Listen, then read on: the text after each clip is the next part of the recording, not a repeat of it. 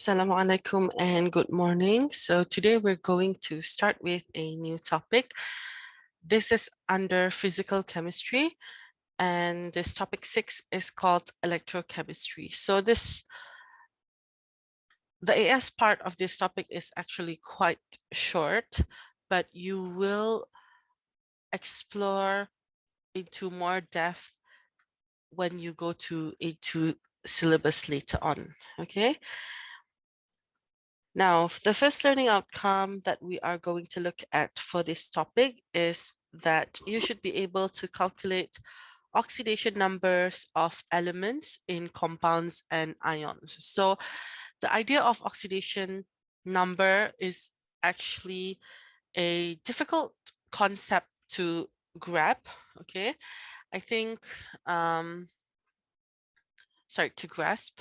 I think the simplest definition that you may have come across previously is maybe not definition, but you were being told to see oxidation number as its charge.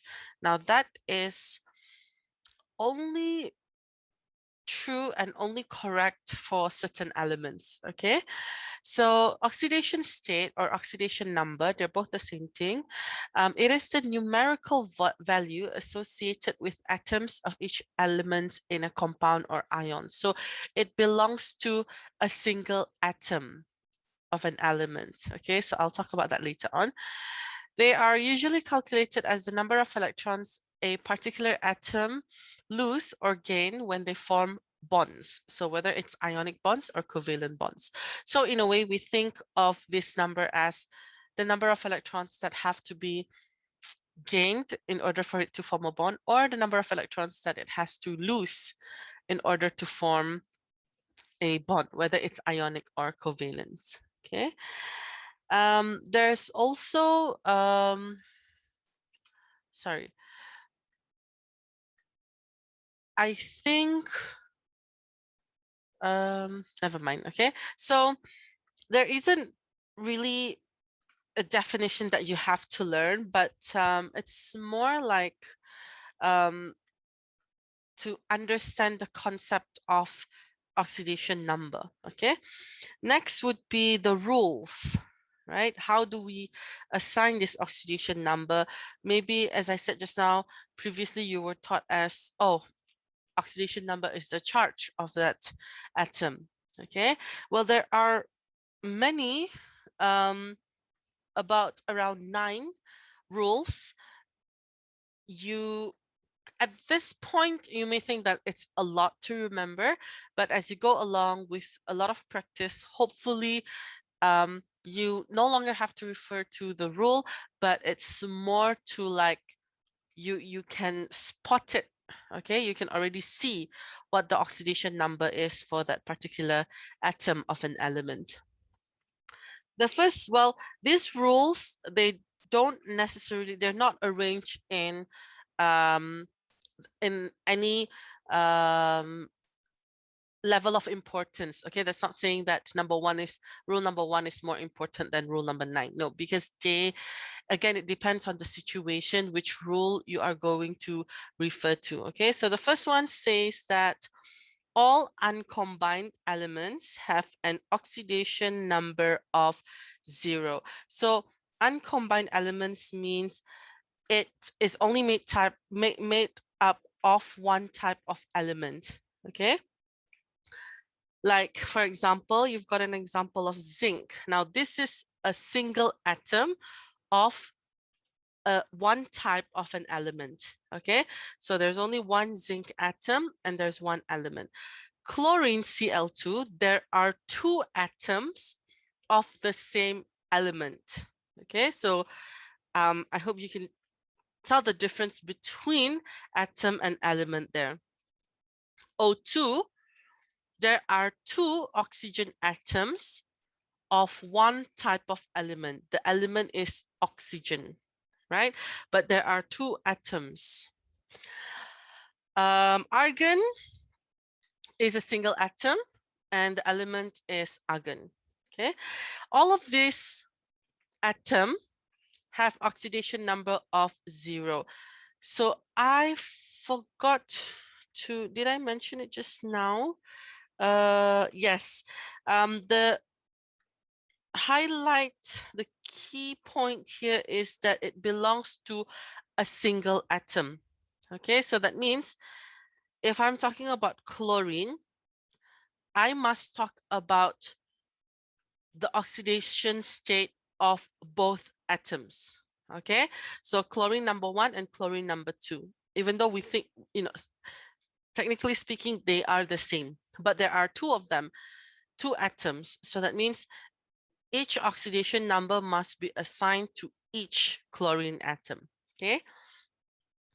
Right. So if it's just zinc, it's an atom, it's an element, it doesn't have charge. Okay. The oxidation number is 0. Likewise, chlorine, since it's only one type of element, each chlorine atom has an oxidation state or oxidation number of 0. Oxygen also have, each oxygen atom has an oxidation number of 0. Likewise for argon. The second one, the sum of the oxidation numbers of the elements in a neutral compound is 0. Okay, so if you look here, NaCl, that means if I'm talking about a 1 unit of sodium chloride compound, I need to be looking at the oxidation number of sodium and the oxidation number of chlorine. And when I add them up, the sum should be 0. Okay, so that means if I add Na plus Cl, the oxidation number, if I add the oxidation number, that they should be equal to 0. Sodium, which is a rule that I'm going to visit later on, will always have an oxidation number of +1. So conveniently, it is equal to its charge, right? So maybe this is why you were being taught before that oxidation number is the charge of that particular atom or element. Chlorine, in this case, would have an oxidation number of -1.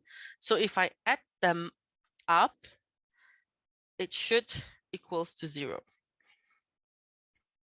And this applies to other molecule as well. For example, like H2O, when I add up all the oxidation number of all the atoms in H2O, they should be equal to 0 because it is a neutral molecule or a neutral compound. Okay. Next, oxidation number of a monoatomic ion is equal to the ionic charge. An example that I can think of is, for example, zinc. Okay, so that's the example. Zinc 2+ ion. It is a monoatomic. That means it consists of a single atom, one atom only. So this is equal, the oxidation number or the oxidation state are usually abbreviated as OS, okay, but don't do that in the exam. The oxidation state of zinc is equals to the charge of that ion. So that means the oxidation state of zinc is +2. Now there's a difference in writing down 2+, okay, the number first, followed by the sign, and +2, the sign first, followed by the number. Does it matter how you write them? Yes. And if you write them incorrectly, you may be penalized. Your answer may be wrong, okay? When we write down the charge, we always have the number first, followed by the sign, like 3+, okay? Yes, right? When it comes to the oxidation number, you must write it in terms of the sign first, followed by the number. So for example, like +3, +4, +5. Okay, so please be very, very careful when writing down the charge or the oxidation number or the oxidation state. They both mean the same thing. Okay, next, in a polyatomic ion, polyatomic means you have more than one atom. So zinc 2 plus, just now you only have one atom. Poly means you have, in a carbonate ion, you have 4 atoms. Okay, so 1 atom belongs to carbon and 3 atoms of oxygen. So what it is saying here is that the sum of the individual oxidation numbers of the elements adds to the charge on the ion. So if I'm talking about carbonate, CO3, 2 minus, and that I've mentioned that oxidation number belongs to each atom, okay? So that means I have to add the oxidation number of carbon atom and the oxidation number of all the 3 atoms of oxygen.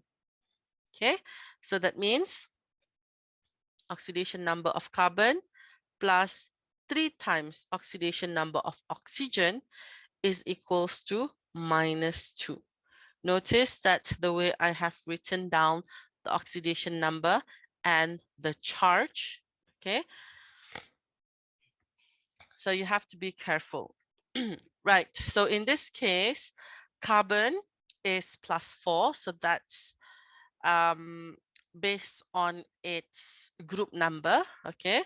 So +4, oxygen is usually it is -2, right? So if you imagine +4 plus -6, okay, 3 lots of oxygen atoms, so that's -6 is equals to -2. So the sum of the oxidation number of all the atoms is equals to its charge. Okay, right now you may think like, why do we need this rule? We already know what's the oxidation state of carbon as it follows its group number, but that is not always the case because sometimes oxidation number can be variable. Okay, you can have different oxidation number depending on which compound or which molecule you are in, right?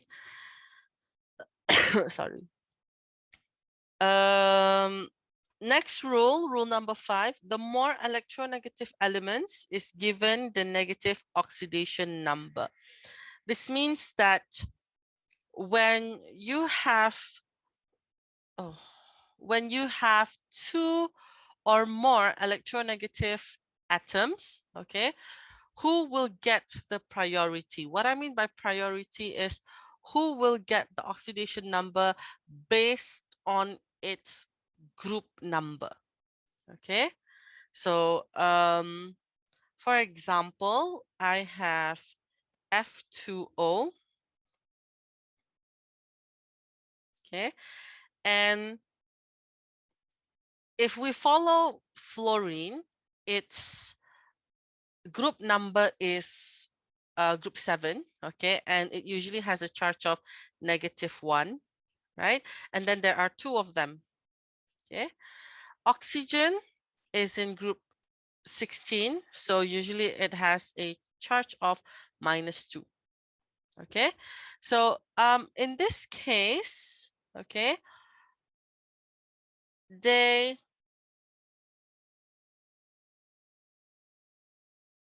don't cancel out, okay?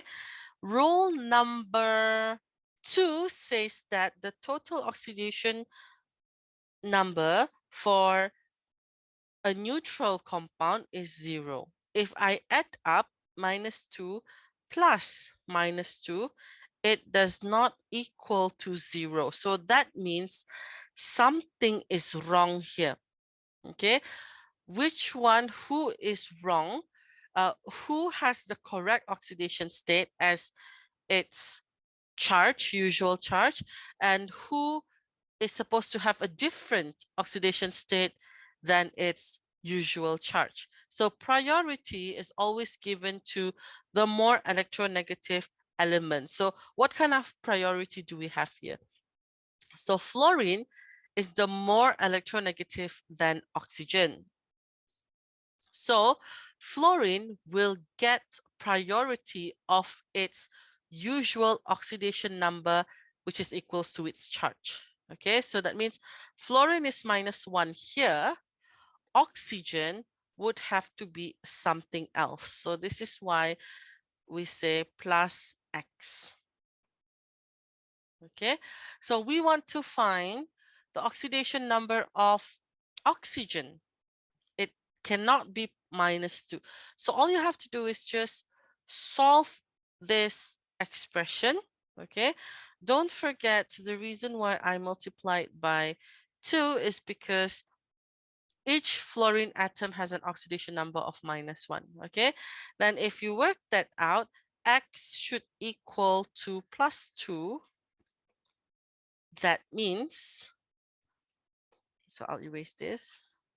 The oxidation state or oxidation number of oxygen must be +2 and not -1. Okay.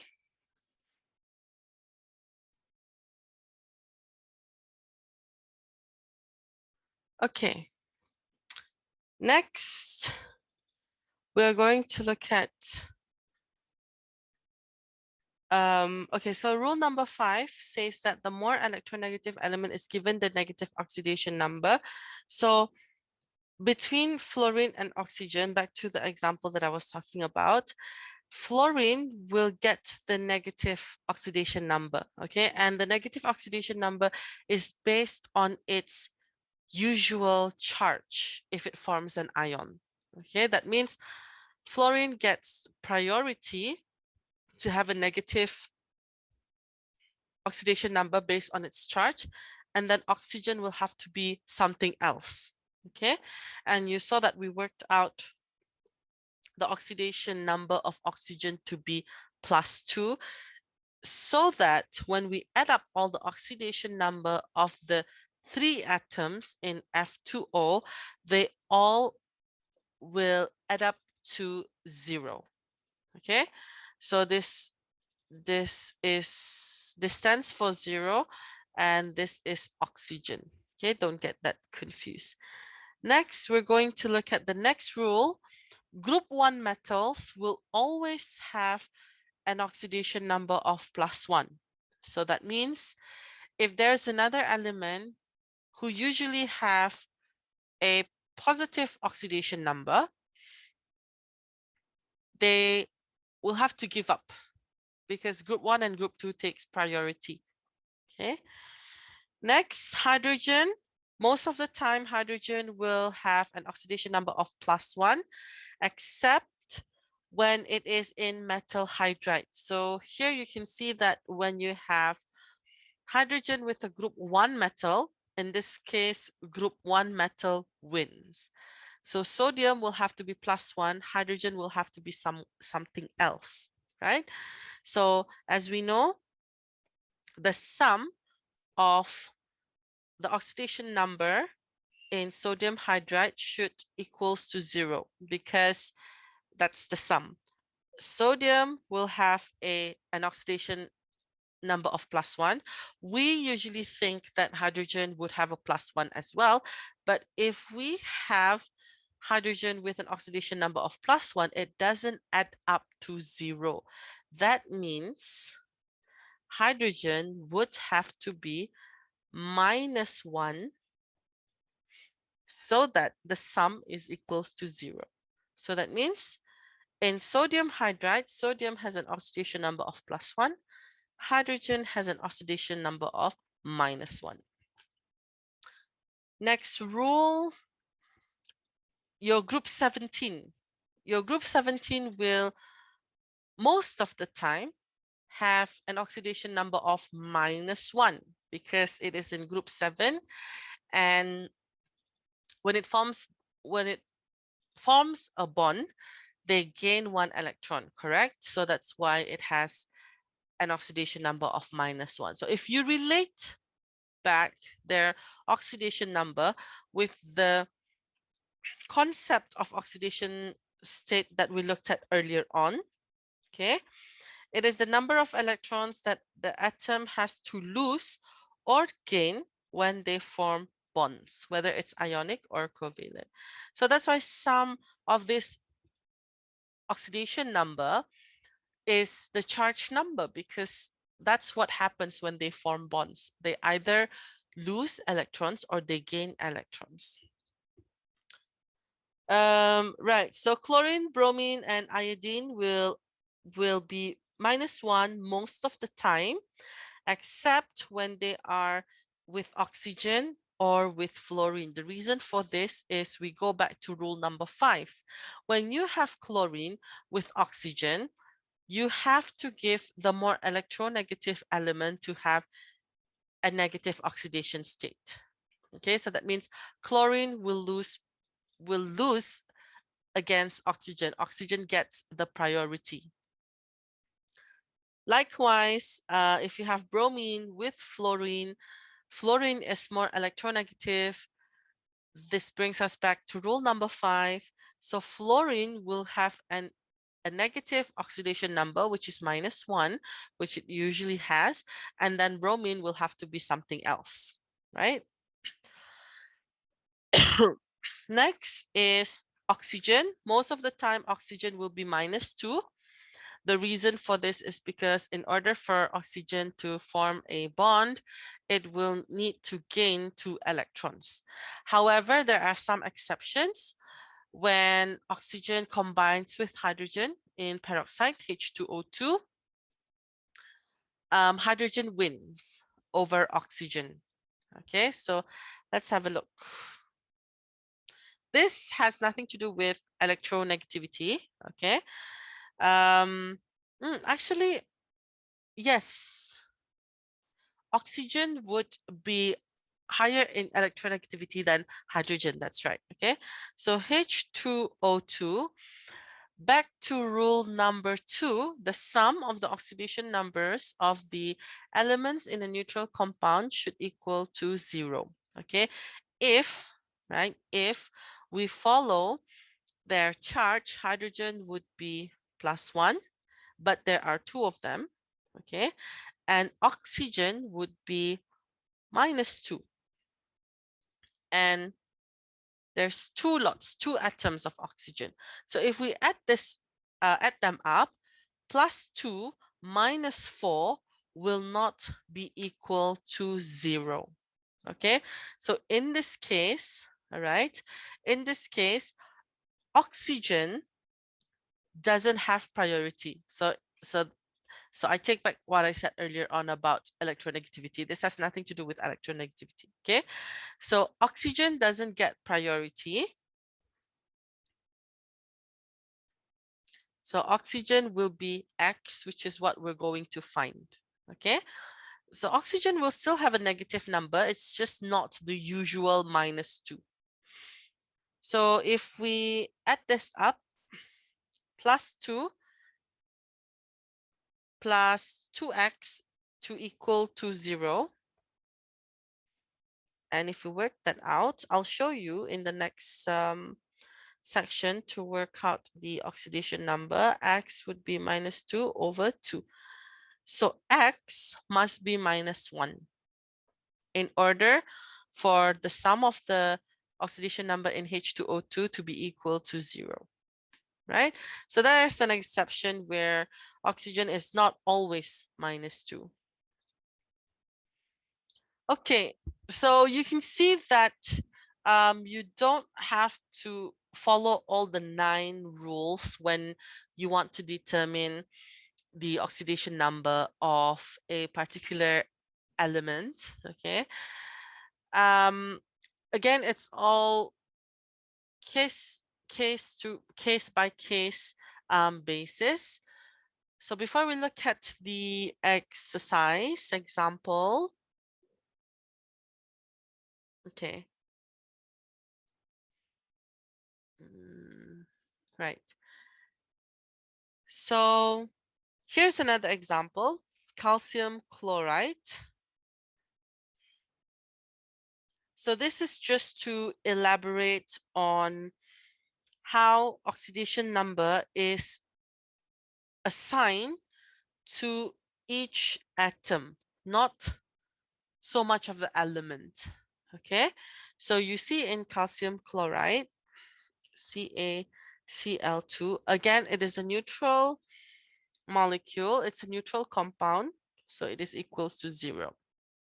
Now, I don't know if you can see this, but this is actually an ionic compound, which is made up of calcium 2 plus and 2 times of Cl minus, right? So here just now we're using group 2. The sum of oxidation number of all the atoms is equals to 0. When I break it down into ions, I am now using rule number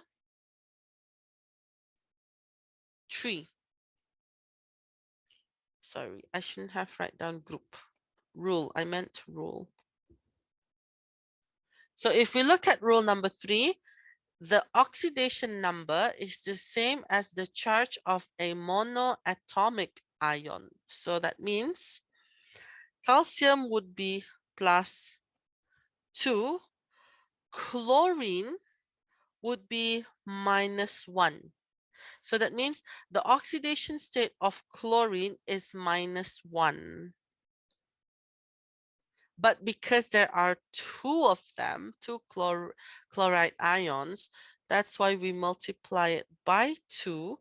And let's check if the sum of the oxidation number in calcium chloride equals to 0. So you can see here, plus 2 minus 2 is equals to 0. Okay, so here's when rule 2 and rule 3 comes into play. What this statement is trying to say is that the oxidation number of chlorine is not minus 2. It is crucial for you to understand that each chlorine atom has an oxidation number of minus 1, but since there are 2 of them, okay, so in total it's minus 2. Next is oxidation number of Fe in FeCl3. So they're talking about using rule number 5. For me, there's a better way, okay, of doing this. Again, FeCl3, rule number 2 says that the sum will have to be 0. Okay, and then if you can see, I can actually break down FeCl3 into ions. 3 times Cl minus. Okay. This is following rule number 3. The oxidation number is the same as its charge, provided that it's a monoatomic. That means single atom, but I've got 3 of them, right? So that means this is plus 3. Chlorine is minus 1, which is following the rule of rule number 8. Chlorine will always be minus 1. Okay, but don't forget, since there are 3 chlorine ions, then we have to multiply it by 3, and let's check if they add up to 0. So iron is plus 3 minus 3 for 3 chloride ions, so it is equals to 0. So that means our oxidation number is correct. We have assigned the correct oxidation number to each atom. Remember, oxidation number belongs to each atom. Okay, now let's have a look at the exercise. The first one is actually a tough one because there's no rule except rule number 7. Okay. Now, I usually assign oxidation number for each atom of an element. Okay, so that's why the first step for you to do, if you are still not confident with sorting out or to work out the oxidation number of an element or an atom, list down all the element in that molecule or in that compound or ion, whatever we're looking at. Okay, so C2H6, I've got carbon element and hydrogen element. Okay, rule number 2, according to rule number 2, it says that the sum C2H6 must equal to 0 because it is a neutral compound, neutral molecule. So the sum of the oxidation number is equals to 0. And then following rule number 7, hydrogen will always be +1. Okay, so that means carbon, we don't know the oxidation state of carbon. Okay, but we know the sum has to be, it has to be equal to 0. So here's what we can do. Since I have 2 atoms of carbon, I have to multiply it by 2. 2C plus 6 atoms, and each of them has an oxidation number of +1, should equal to 0. And then if I rearrange and work out my carbon, it should be -6 over 2, which is -3. So in this case, each carbon atom would have an oxidation number of -3, and each hydrogen atom would have an oxidation number of +1. All right. It is wrong for you to say that the oxidation number of hydrogen is +6. Okay. That is the total of oxidation number for 6 hydrogen atoms, not so much for individual. Okay.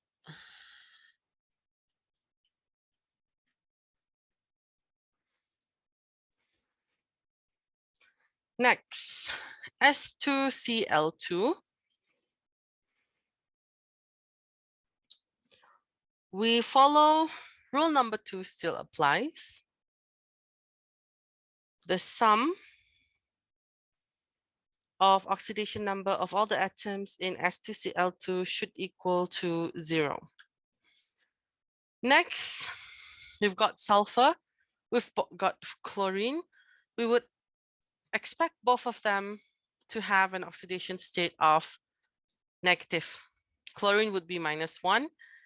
Sulfur would be -2 since it sits below oxygen.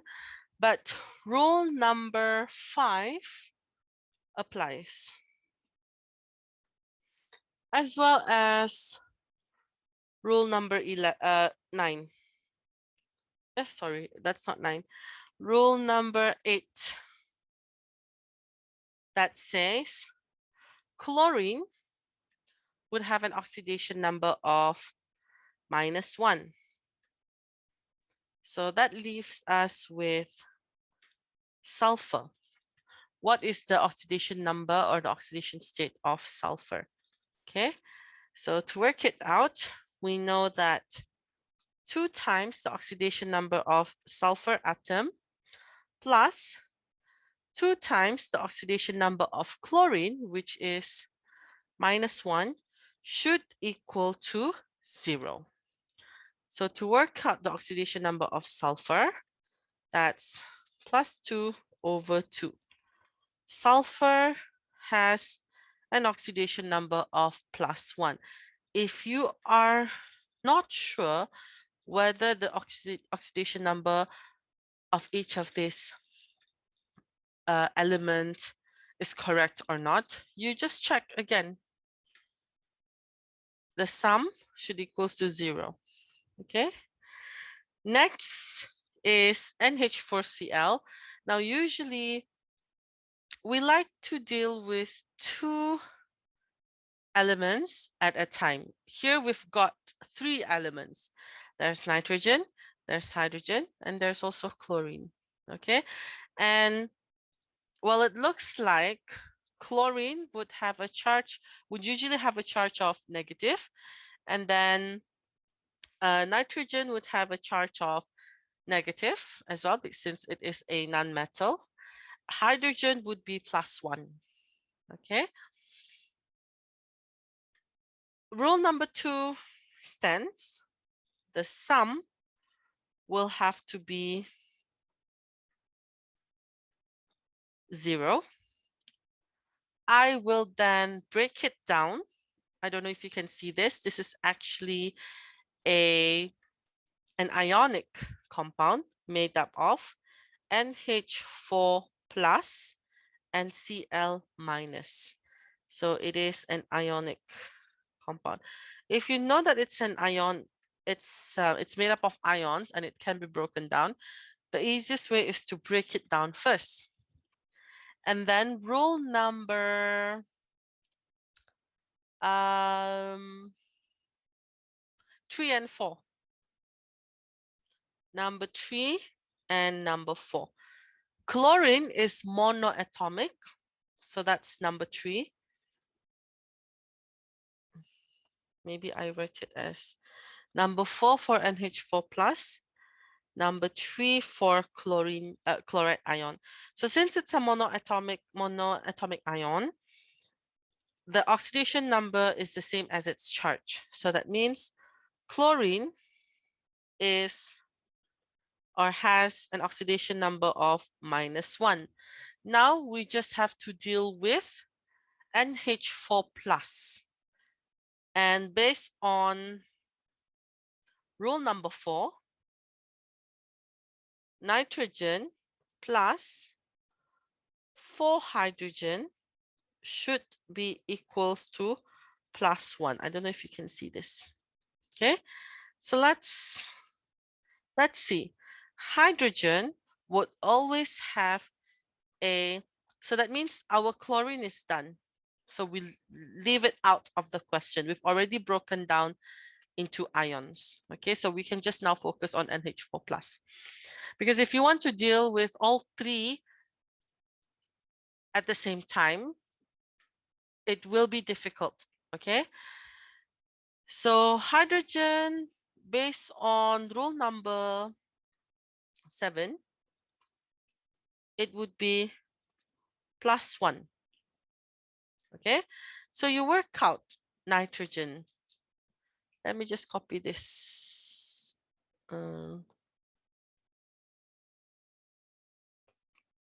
Copy and use the space here.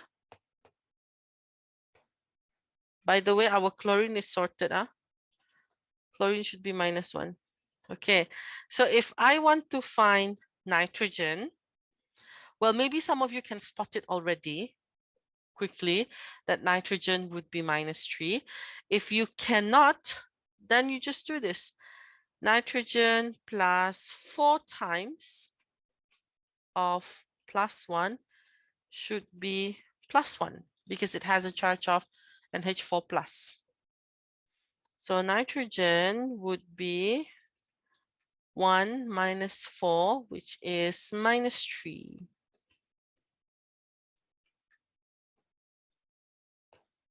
Okay. So that means N is -3, H is +1. If you can see it straight away, what nitrogen, hydrogen, and chlorine is, then that's great. But sometimes you also need to take into account of these rules. Okay, and it's good that we make it a habit to, always check with the rules and then check that the sum of the oxidation number is equals to the charge. If it's a neutral compound, it should be equals to 0.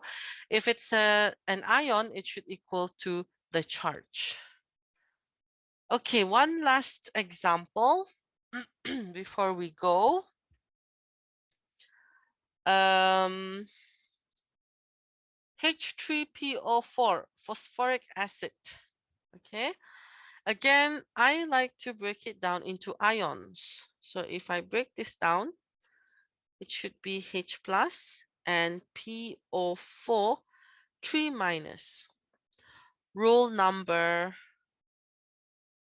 3 states that my hydrogen, the oxidation state of my hydrogen is the same as its charge, which is +1 because it's H plus.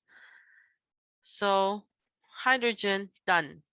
I now only have to deal with phosphate PO4 3 minus.